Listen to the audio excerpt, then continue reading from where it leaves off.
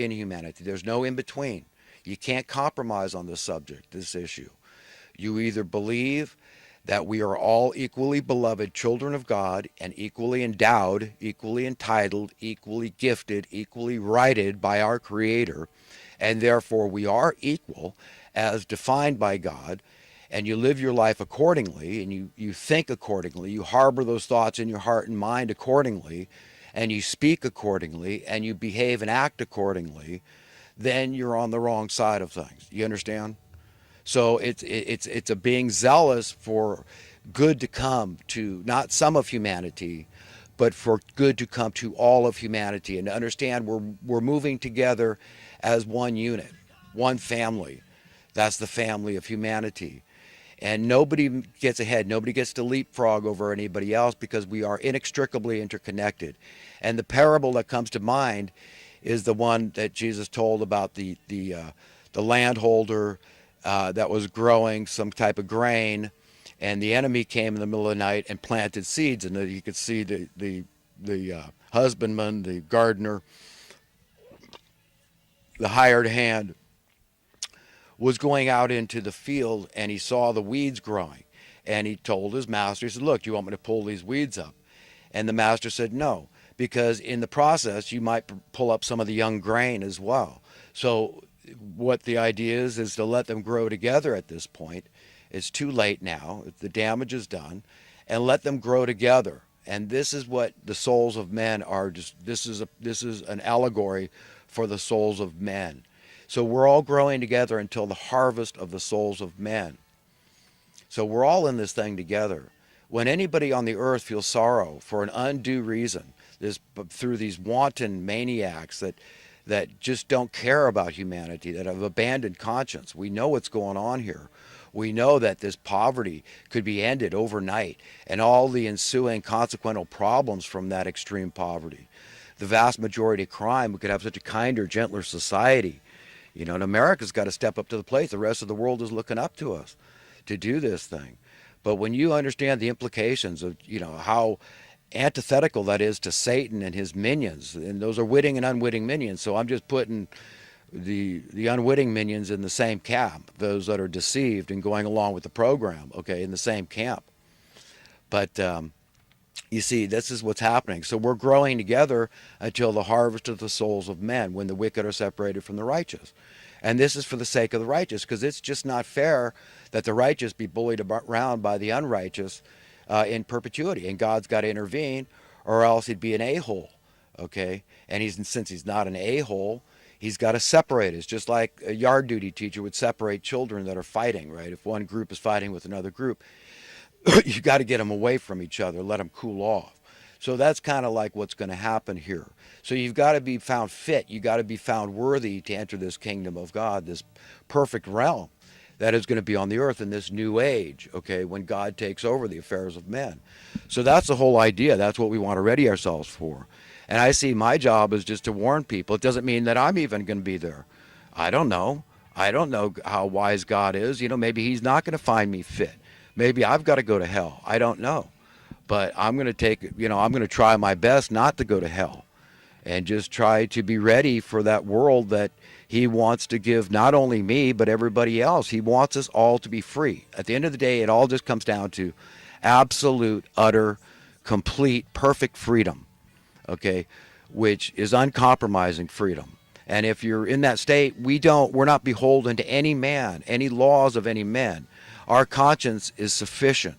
And who gave us our conscience, that fail-safe, that default? God himself gave it to us. So we're children of God. And he loves us.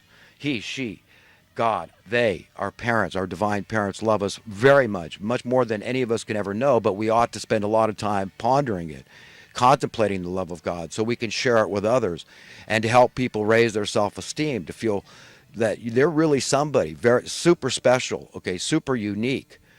I mean, even science can prove that with fingertips and DNA now. A hair follicle, every one of them is different. And it says in Scripture, I mean, this is thousands of years ago, that God has numbered the hairs of our head. So we're very important to God. He cares about the excruciating minutiae of our life that we think nobody cares about.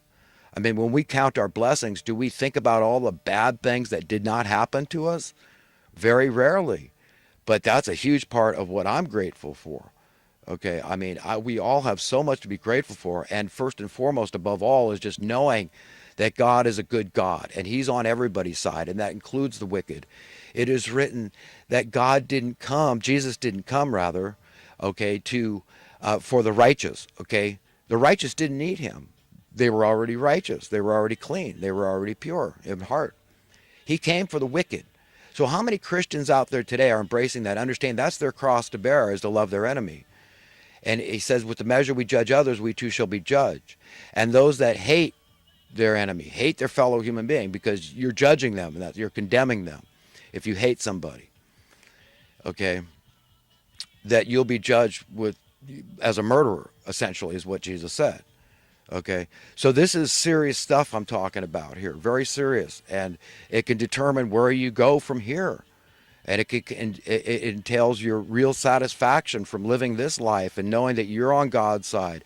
And when you're on God's side, you're on humanity's side. And that's unequivocal. That is uncompromising. That means everybody, and it particularly means the enemies, those that rub you the wrong way. That's your cross to bear as a believer, as a Christian, is to go out there and reach out to them. Hold that olive leaf out until the bitter end. That's it. That's all that we can do. It doesn't mean you need to roll over. You shouldn't compromise. You shouldn't kowtow to evildoers. Okay, you can't do that. But you can be bold, and you can defend yourself, of course. Everybody believes in self-defense. I mean, God knows, Jesus knew at his crucifixion what was going to happen when the tree was brown, dried up. He knew that there's no way, if Jesus wasn't actually here in physical form, there was nothing to restrain the righteous from defending themselves from the unrighteous, if that's the tact they chose to take, because Jesus paid the ultimate price. He died and was resurrected, and he proved that death is a lie from the pit of hell anyhow by raising other people that had died. So he's in control of all that. We know that we can't really kill anybody. So if you don't have any malice of forethought, okay, like they say that's required in first-degree murder, and it's just spontaneous and self-defense, God's not going to call you a murderer. He's not going to, consider that murder, okay? He's going to consider that just something you did in order to defend yourself or to protect the innocent, okay? So we're down to the wire here, okay, that all these teachings that Christ gave us are all right. They're in our face every day. It's like time is speeding up. And the end is near, and that's a beautiful thing. That's a good thing. It's called the great and terrible day of the Lord. It's a terrible day for the unrighteous, which you don't want to be. I strongly recommend that you not be unrighteous. And it's a wonderful day. It's a great day for the righteous, because you're ready to lay all your cards on the table and say, God's way, not my way. God's will, not my will. And God, please convict me of any wrongdoing and set me straight and forgive me and help me to overcome, because I've got this issue and that issue and the next issue, and we're all weak in many ways. Paul said that we all sin in many ways every day. It's just the wrong thought, and we got to just check ourselves sooner and cast it out. That's the best we can do, and depend on God to help us. And when we fall, let him help us pick us up. But in our weakness, his strength is perfected or completed, as it's written. And this is something that really we need to understand, is that just like we get hungry, right? We're all very needy. We need another gasp of air. We need water, okay? We need food. God made us very needy. We need sex, we think, anyhow. So we have all these needs.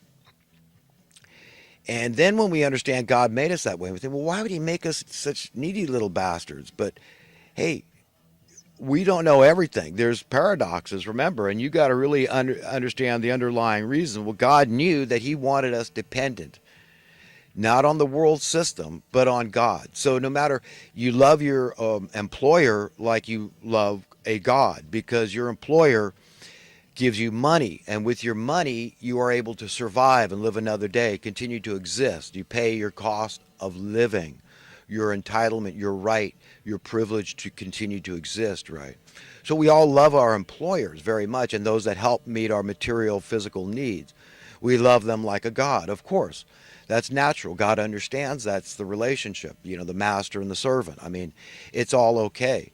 Someday it's all going to be entirely different. But in the meanwhile, God's trying to instill in all of us an understanding of what the purposes are for us feeling weak, so that we are dependent upon him and we turn to him and he meets all of our needs according to his riches and glory, as it is written. And he wants to be the source. He wants us to be the go-to guy, okay? Not your employer, okay, but in understanding that God is in the mix here, and ultimately it's God that is sustaining us. God put the fruit on the trees. God grows the grain in the field. God grows the nuts on the trees. God put the fish in the sea. It's God that did everything good. Everything we need has been supplied by God. So the most that an employer can do is tap into the resources that God has given us. And the greatest resources we all know from Adam Smith, the greatest economist the world has ever seen, that a willing labor force is every nation's single greatest asset.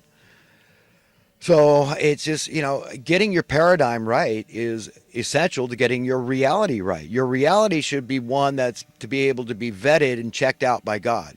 Say, am I on the right page here, God? Am I seeing things through divine eyes? Am I seeing this properly? Am I on the right side of this issue? Is my belief system's correct? Don't worry about how much you're laughing or not laughing. We live in very solemn times. And, comedy and humor, I understand why. A lot of it's nervousness. I mean, I myself have been a funny man at periods of my life, and I love to be witty and crack jokes and make people laugh. But, I really didn't feel like it was really me. And I suppose if I had done it as a career and people knew me in my private life as being a very sober-minded guy, maybe I could have done something like that, because I know I'm not a stupid man, and I know that comedians are typically very intelligent people. Intelligent people typically have a very good sense of humor, and I believe I have a good sense of humor. I believe I'm a very intelligent guy, but in my own unique way. And it is a unique way because I don't hear a lot of people talking the way I do. I don't like to think of myself as an enigma, and I know there's a lot of nicer guys out there, a lot of better, smarter men and women. It's just when you feel like what you have to say is very important and you see that nobody else is saying what you feel needs to be said, then you feel a compulsion, like I do, a commission, and you're compelled to go out and speak what needs to be spoke, that you believe is important, imperative, in fact, and warning people, because it is, in a sense, a selfish thing to warn people, because it's like the watchman on the wall, right? It's like, okay, so that your blood isn't on my hand because I didn't warn you that you were being duped, deceived. You'd been deluded and brainwashed and inculcated and trained and conditioned and programmed by the establishmentarians, who are really satanic, witting and not. But, if I don't warn you, then your blood is on my hand when it's shed, okay, by the evildoers, when they get to have that power over you. So that's why there's no undue reason to piss people off, the evildoers. Just speaking the truth to power and exposing the evil is sufficient. Believe me, you don't have to come out with a lot of, there doesn't have to be a lot of auxiliary, vitriol aimed toward the evildoers, okay? Just exposing them is enough to get you in plenty of hot water, okay? So, this is why I don't recommend anybody provoke these people, okay? Don't taunt and tease and ask for a fight. Don't rattle Satan's cage and his minions thereof. Nevertheless, that doesn't mean you don't have to expose them. You do. And you'll have more power. And if you're more focused on exposing the lies, then you won't be sidetracked with making fun of them and taunting and teasing them, okay? So it's critical to understand what I'm trying to say here. And so it is selfish in the sense of, by me warning others, that I don't want your blood on my, yes, I don't want people's blood on my hands. So I have, you see my compulsion? You see why I have to do it. God says, you've got to do this, Chris. You got to speak. You got to do something. Even if nobody listens to you, at least it's out there in the ether realm. Maybe your kids will listen to it someday. Maybe whatever. It doesn't matter. Even if a couple of people listen to me, that's all it takes for this thing to act in a chain reaction, cause and effect. That's all I want to happen here. I want to be free, so I know everybody else has to be free. At first, you got to understand what that means. That's an absolute quality. Rob Dew reporter for InfoWars had this woman on, this singer, and she was talking very righteous. A lot of integrity this woman had, and she's talked about how she doesn't care about being famous or popular. She just, even if two people listen to her, if she gets her point across, that's what is really important to her, and that's what's important to me. I get that. I really understand that.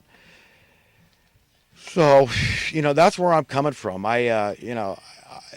Being a nobody has a lot of perks, and I think anybody that's ever made it into the realm of fame and all this, they can understand what I know, because any of us can see the end from the beginning. Okay, it's just using your imagination. To be among the rich and famous doesn't do a damn thing for me. You know,